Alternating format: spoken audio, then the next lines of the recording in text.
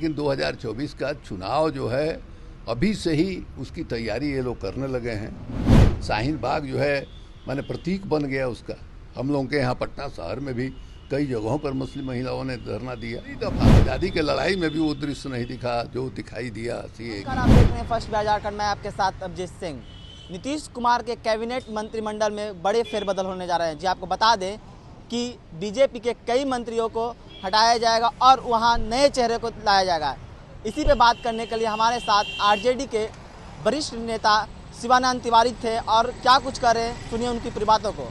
अब फेरबदल हो रहा है। नीतीश कुमार के कोटे के जो मंत्री हैं उसमें बदलाव हो रहा है, या भारतीय जनता पार्टी के कोटे के लोग जो है उसमें बदलाव हो रहा है। जो लोग बता रहे हैं उन लोगों का मानना है कि भारतीय जनता पार्टी के कोटे के जो मंत्री हैं उनमें फेरबदल किया जाएगा। इसलिए कि देखिए भारतीय जनता पार्टी को लोकसभा का चुनाव दिखाई दे रहा है। 2024 में लोकसभा का चुनाव होने वाला है। लोकसभा चुनाव को दृष्टि में रख करके इन लोगों ने अभी मंत्रिमंडल बनाया था। इसके पहले के जो लोग थे, सुशील मोदी हों या नंदकिशोर हों या प्रेम जी हों या बाकी जो लोग थे, उनको हटा दिया गया, नए लोगों को लाया गया।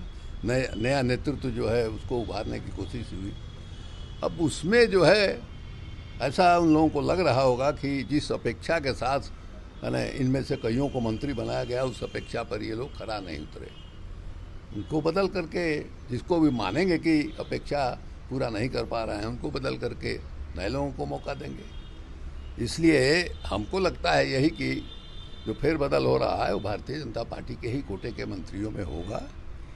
अब वो किसका होगा किसका नहीं होगा इसके बारे में हमको कोई जानकारी नहीं है। लेकिन 2024 का चुनाव जो है अभी से ही उसकी तैयारी ये लोग करने लगे हैं। अभी देखिए कि अमित शाह जो है बंगाल गए थे, बंगाल में थे। कल ही उन्होंने कहा कि जो है ये कोरोना वाला के चलते जो है हम लोगों ने CAA को लागू नहीं किया, अब जो है तुरंत उसको लागू करेंगे।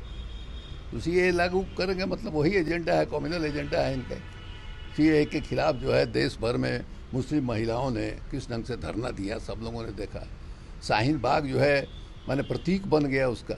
हम लोगों के यहाँ पटना शहर में भी कई जगहों पर मुस्लिम महिलाओं ने धरना दिया।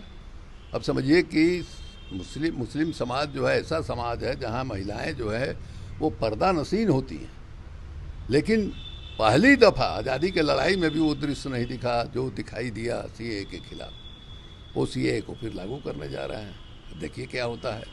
लेकिन मैंने स्पष्ट है कि लोकसभा का जो चुनाव है वो चुनाव फिर जो है कम्युनल एजेंडा पर ही होने वाला है। इसलिए कि कोई उपलब्धि इस बीच में नहीं है। अर्थव्यवस्था की हालत ख़राब है।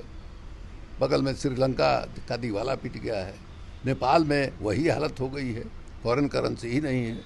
हम लोगों के यहाँ भी बहुत ही बुरी हालत, बहुत ही बुरी हालत। महंगाई को देख ही रहे हैं।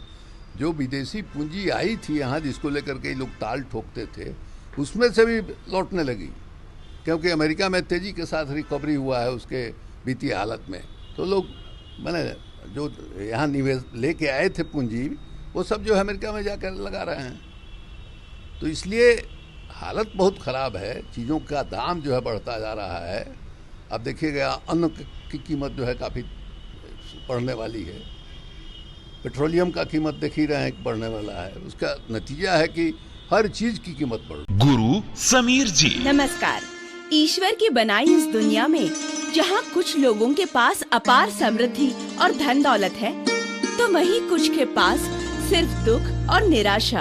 लेकिन इन दुखों के समाधान के लिए ईश्वर ने कुछ दिव्य पुरुषों को हमारे बीच भेजा है, जो हर तरह की समस्याओं का 100% समाधान करते हैं। जैसे नौकरी, कारोबार, गृह कलेश, विदेश यात्रा, प्रेम विवाह, बंदिश बाधा, प्रॉपर्टी, रूठे को मनाना और चौकी की शक्तियों के स्पेशलिस्ट गुरु समीर जी। घर बैठे पाएं समाधान।